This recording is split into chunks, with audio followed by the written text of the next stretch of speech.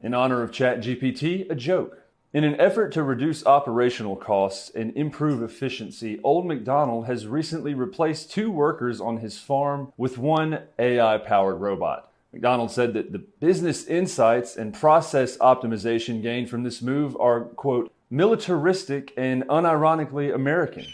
Although MacDonald said he has not named the robot worker yet, in an effort to prevent him from gaining consciousness, he does describe the project as AI-GI Joe. Let's go!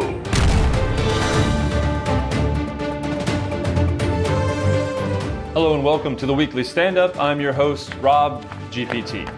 Tonight's top story, robots are taking over the world! Or are they? Unless you've been living under a rock for the last 3 months, you're familiar with ChatGPT. That's right, Chat Generative Pre-trained Transformer is what it stands for.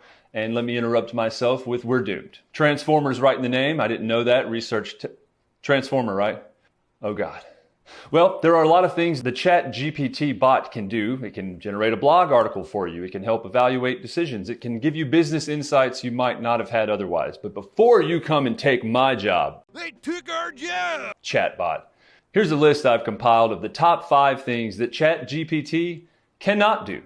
Number 5, ChatGPT can't beat me at a CrossFit workout. That's right. My friend time is under 3 minutes and I'd like to see you do a pull-up. Number 4, ChatGPT can't water my plants. There's a deeper metaphor there, but despite reminders, calendar notifications, maybe even how to mix the water or when to pour, it can't actually pour the water in the plant yet. Number 3, this.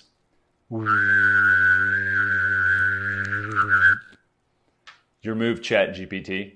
Number 2, ChatGPT, on a more serious note, can't opine. It struggles making a decision when given 2 options. There's a lot of insights you can get, but until ChatGPT gives me a recommendation or an opinion, not sold. And number 1, and the most important thing, ChatGPT cannot, as of yet, receive moments of inspiration. That's right, it's a learning tool. It can't think for itself. That's what all the movies are worried about, and that's the thing that ChatGPT, as an iterative tool for productivity, can't have. Verdict in, ChatGPT sucks. Just kidding. ChatGPT is a good tool for productivity, but it's not quite there yet. What I would say is that you're not taking my job, robot. Well, they took our jobs! They took your job! And with that summed up, we'll transition right into our next bit. A lot of great shows bring you leading experts and top thought people in their field. We're not one of those shows. We're barely a show and we're not great. We are going to bring you the worst marketer in the world, Todd Clouser, currently at Lavender. Todd, how you doing? I'm pretty good. How are you doing? Just want to start off really quick by saying you look like hell. And I'm wondering if that's a reflection of your insane schedule. You've done everything. You've been a consultant at Cognism. You've worked at Refine Labs. You're a co-founder of Easy Mode, which is a fantastic podcast. So the question is, do you look like that because of your insane schedule, or is it a reflection of you going to college in Pennsylvania? Is this the real thing? Yes, it's real and we're live. I'd say it's more of a becoming part of my surroundings as Florida man.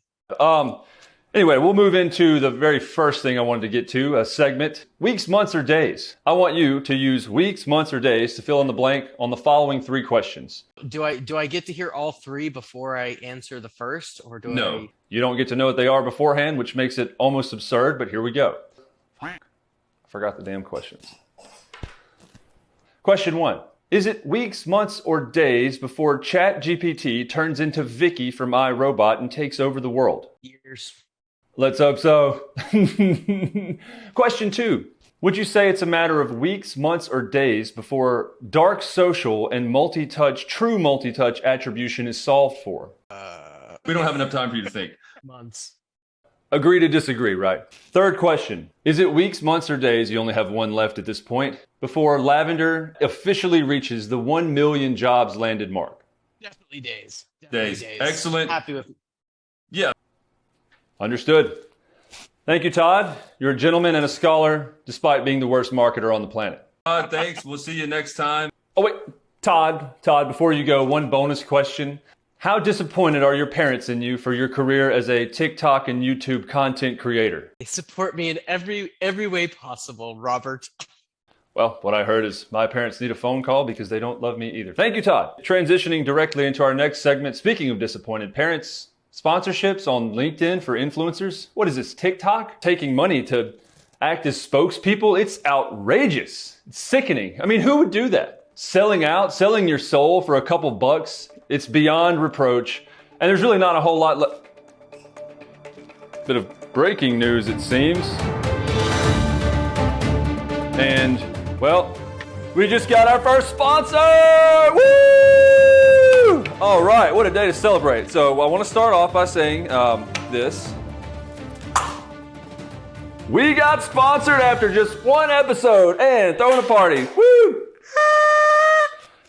So with that, I would like to say thank you to Aligo, who's based out of Boston in Waltham. Aligo's mission is to ensure that people have the, you know what? Didn't I just preach about that?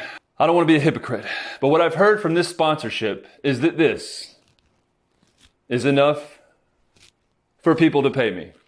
And I couldn't be more proud of anything. And speaking of sponsors, we do want to open it up. This is about community, it's about humor, it's about being professional, but it's also about the chance to have your name or your company's logo appear right here. That's right. We're starting a campaign I like to call Sassiest Drip. I'll wear your t-shirt. I will put in the comments the link to my home address. Send me your swag. Send me your shirts. Send me your hats. Send me anything ridiculous, and it will be featured on this show. We were going to call it the Drippiest Ass campaign, but that sounded too much like a medical condition. In closing, I just want to say that congrats to the Boston Celtics tickets winners. I'll be in Boston to see you this weekend for a little bit of hoops. And keeping with the theme of this show, I'm going to shoot my shot at Max Cohen right now. Max, I'll see you in Boston next Monday. Before I forget, there's one other... That's a wrap. Also, please don't put our home